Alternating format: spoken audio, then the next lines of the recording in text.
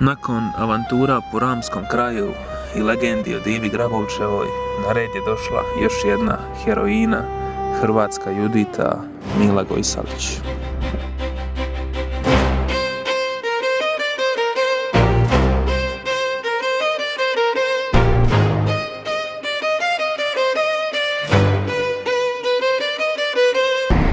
Poljičanin Srinjine, slavni klub iz ovog kraja. Poljička republika ili Poljica smjestila su se ovdje na obroncima Mosora između rijeka Žrnovnice, Cetine i Mora. Dobila su ime po poljima, stanovništvo je bilo radno, uporno i imali su jedan svoj status autonomije.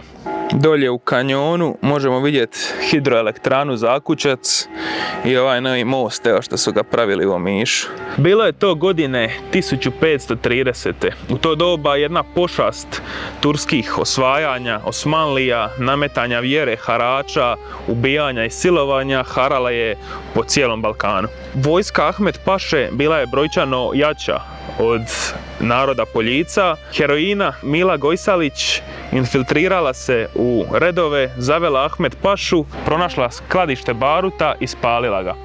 Na taj način izazvala eksploziju koja je iznenadila i otjerala Turke. Postoje dvije verzije završetka. Jedna kaže da se žrtvovala i poginula u eksploziji, dok druga verzija kaže da je uspjela pobjeći, ali da ne bude zarobljena i ubijena, bacila se točno u kanjon Cetine. Ne znamo koja verzija je točna, slabo zapisa ima iz 1530. ali to su dvije najčešće verzije priče. Bilo kako bilo, Mila ostaje kao spomen na junaštvo, hrabrost, zaštitu svoje domovine i vjere.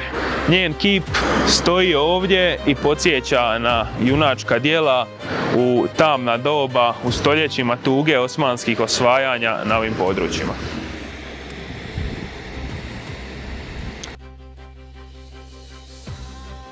Tamo bi sad vidjeli slap, ali ne vidimo ga od stabla. Evo ga tamo mali je, ali se čuje do ovdje. A evo i Mile. Gore sam parkirao, tamo možete stat, a ovdje vam je pogled na cijeli kanjon i Milin kip. Evo nas ovdje ispod i iza nas se nalazi kip Mile Gojsalić koji je napravio naš poznati kipar Ivan Meštrović. To je manje to. Tabla ispod nje prolaznicima koji ne znaju ovu priču napominje je to slavna heroina koja je obranila hrvatsku kneževinu Poljica. Gradac je Poljičanima jedno jako važno brdo jer su tu birali svog velikog kneza. Evo ljudi, da smo našli jedan putić. Rampa je ovdje, da vidimo gdje ćemo izaći. Ovo je šetnica kao križni put, vidjeli smo dvije postaje doli. Vidiš, treću nisam vidio, treća mora negdje gore. 11. postaja, još 3 postaje bi trebale biti. Što se tiče puta, možete i stati autom praktički odmah do crkvice, ali mi smo malo prošetali tamo kuda ide križni put i doćemo skroz do crkvice Svetog Jure. Lagan je uspon i doli je ovdje, ali put je cijelo vrijeme prohodan, tako da nema nikakvih problema. Može doslovno bilo ko proći.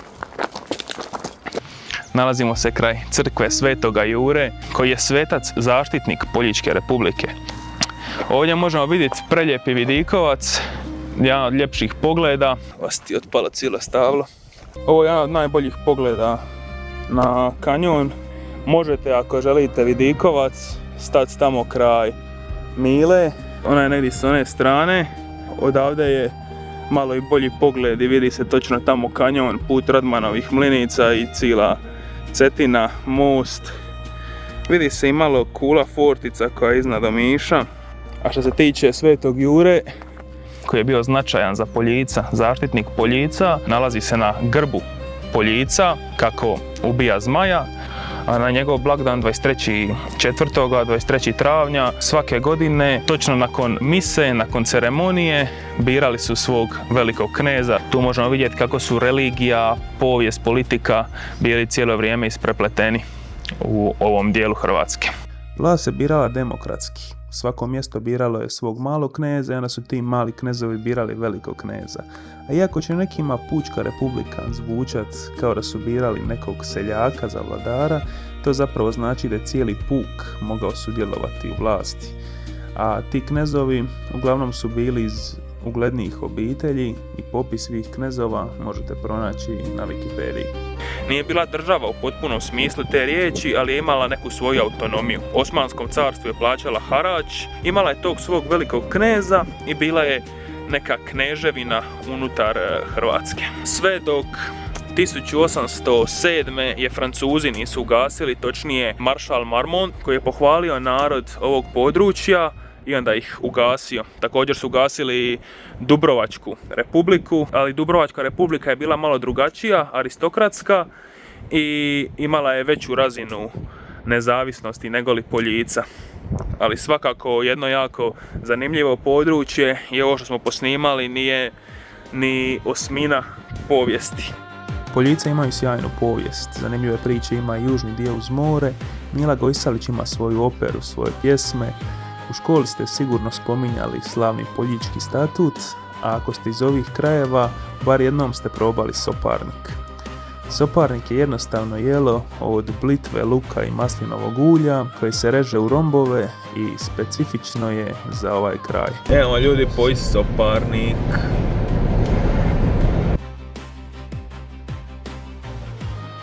Stali smo ljudi malo po izvorni soparnik. Dobar.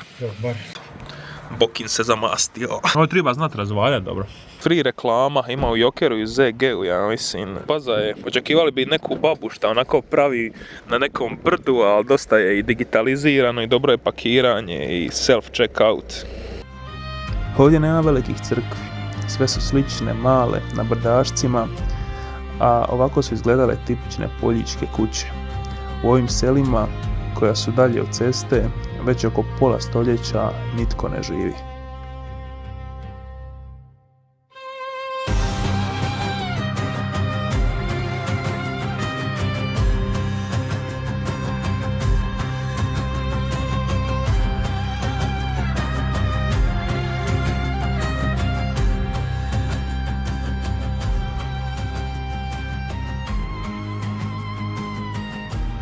Upravo su se dva zeca samo spunala. Aj ka pokaži smo mi. Tanje smo išli i ovdje smo sad, je tako? Hume ili Ume. Nema šanse. To ti je selo to. Šta ti ja znam geografiju. Ljudi su napustili ova sela, odselili se na cest dole uz put.